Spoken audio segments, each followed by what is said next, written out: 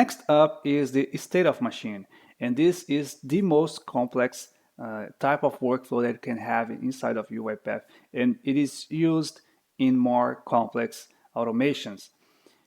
The state of machine workflow allows you to create multiple states, and each one of these states will have an entry point, an exit point, and transitions, as you can see in this image here. So you can put different activities inside of each phase of your state, and then the transition will tell the automation to where the flow has to go if a specific condition happens. Let me open up my UiPath Studio and I can show you exactly what does that mean.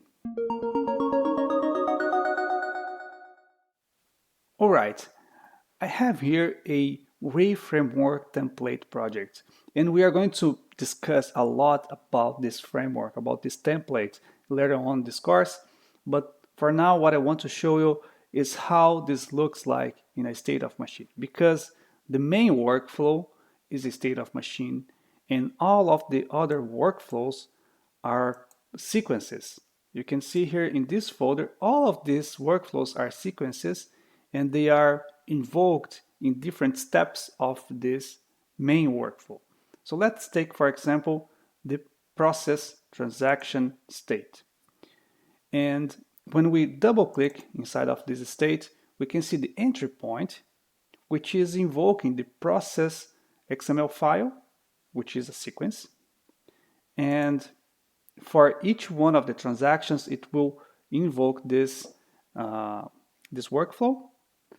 We don't have anything on the exit side. It could be a log, for example, if you may want, but in this case, there's nothing.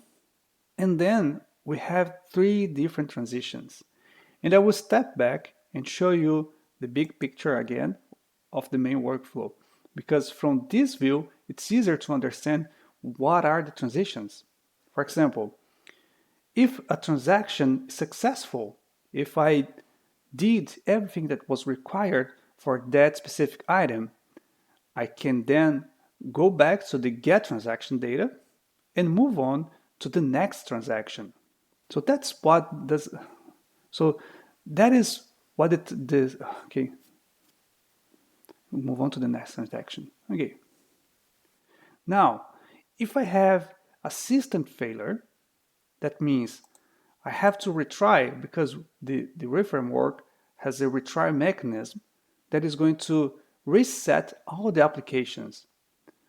This transition here, system exception, it is sending the automation to the very beginning, and it will close all the applications, resume them, reopen them, and then retry the same transaction.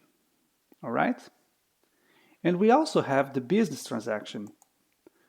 The business transaction means, all right, I tried this transaction, I was not able to process it, there is this business error here, so then I will set this to fail and I will move to the next one. That's what it's about.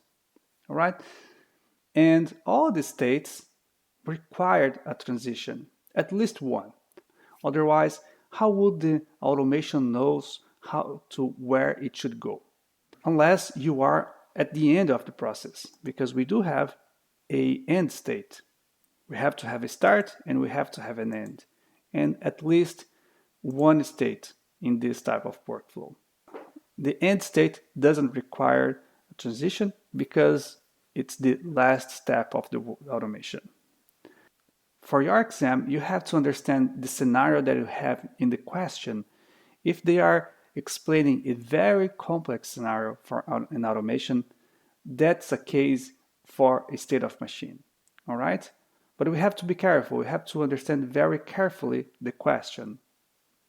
So that's about a state of machine. I will get back to this subject later on, but for now, this is what we need to understand.